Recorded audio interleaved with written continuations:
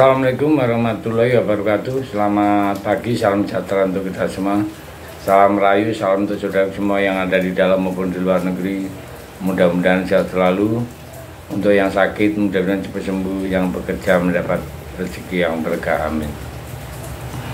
Kali ini saya akan sedikit mengupas tentang Inggris. Kenapa? Karena kerajaan Inggris itu selalu punya tempat untuk bahan cerita, terutama dari budaya monarki sampai drama keluarga yang terus diproduksi media massa, namun ya, di balik lampu sorot yang menerangi gaya hidup glamor atau megah kastil-kastil kepunyaan mereka, terbentang sederetan sejarah kelam yang dibangun lewat dua hal yaitu kolonialisme dan perbudakan. Nah, jadi kerajaan Inggris itu menjadi pewaris utama dari konflik perpecahan sampai tumpah darah di berbelahan bumi dunia, dan hal itu sampai sekarang. Padahal Britania Raya atau Inggris itu, atau disebut juga United Kingdom, wilayahnya ya cuman nggak mencakup sebesar apa Indonesia. Kalau dibandingkan negara kita, bisa dibilang hanya 1/10 atau 1/15-nya saja ya. Tapi ya, Inggris itu punya daratan di utara Samudra Atlantik ya.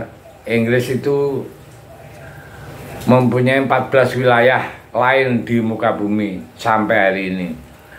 Kekuasaan yang membentang dari Laut Tengah sampai Samudra Atlantik ini adalah peninggalan masa kejayaan kolonial Mesir Inggris yang memuncak pada tahun 1921. Sejarah mencatat ya, The British Empire sejak kolonialisme Inggris dimulai pada abad ke-16 dan berkembang jadi salah satu kekuatan terbesar dunia sampai abad ke-20. Ekspedisi Inggris ke daratan dunia lain dimulai pada awal 1550 di bawah komando Raja Henry VII. Cita-cita Inggris kala itu sederhana, menandingi Spanyol dan Portugal yang telah lebih dahulu memulai kiprah ekspedisinya ke berbagai negara ya. Jadi Inggris itu berhasil menaklukkan daerah di Karibia dan Afrika ya. Dan perdagangan Inggris mendapat momentum pada abad ke-17 ya. Saat itu penandanya kongsi perdagangan yang menjamur di Amerika Utara dan Pasifik ya.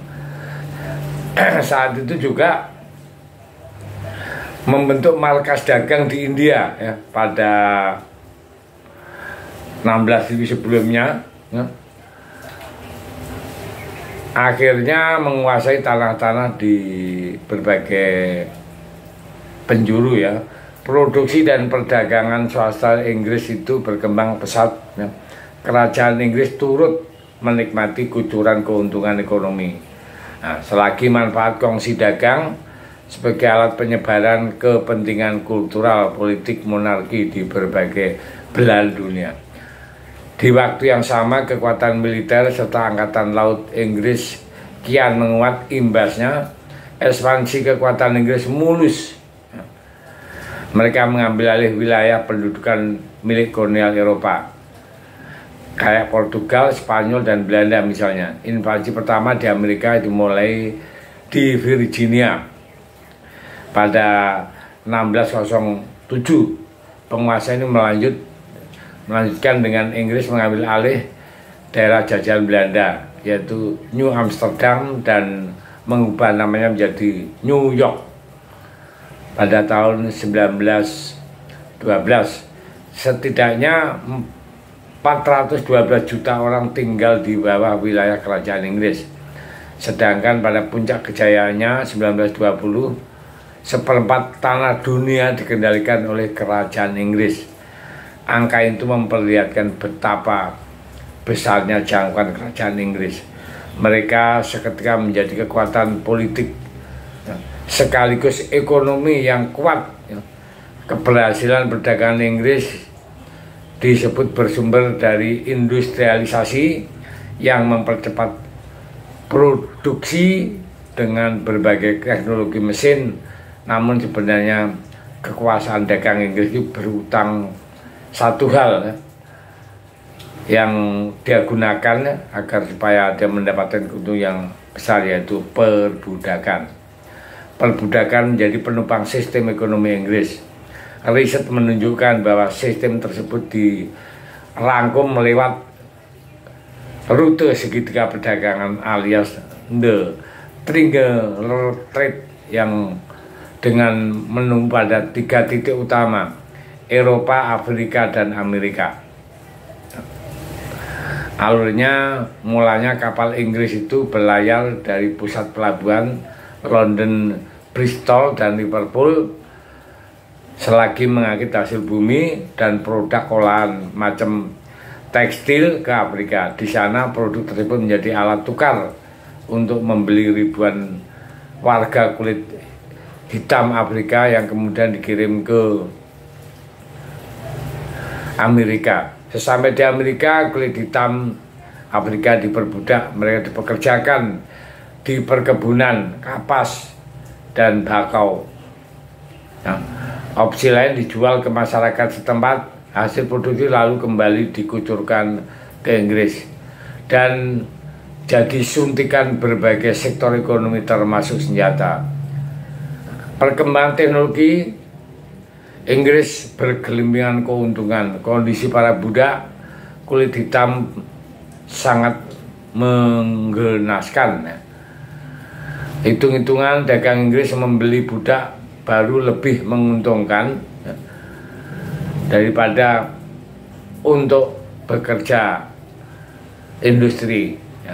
Jadi di dalam sebuah kapal yang diberangkatkan dengan penuh budak itu dari Afrika ke Amerika dan ke Eropa, kondisi mereka itu sangat miris ya. Ratusan ribu orang mati di dalam proses perjalanan.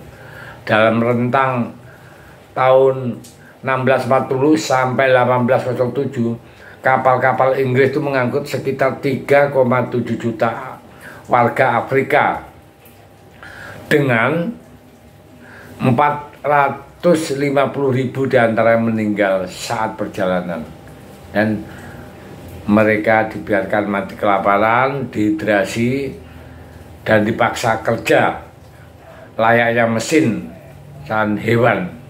Ada pula yang jadi korban pemerkosaan serta penyiksaan. Hal itu nggak ada payung hukum atau norma sosial yang melindungi kulit hitam. Sebagai manusia, seorang budak nggak diperbolehkan menikah sementara anak-anaknya dijual terpisah dari orang tuanya. Itulah cerita yang sangat menggenaskan dengan glamornya Inggris ya. Ini sekelumit saja, banyak cerita kelam tentang Inggris. Nah, saya pikir bisa dilanjutkan dengan video-video selanjutnya tentang kelamnya kerajaan Inggris. Tapi sekarang dia agak berkurang karena banyak kekuatan-kekuatan lain kan, termasuk Amerika, Soviet, Cina itu tidak bisa dibohongi karena dia sama-sama punya kekuatan. Ya, saya pikir itu. Terima kasih. Merdeka.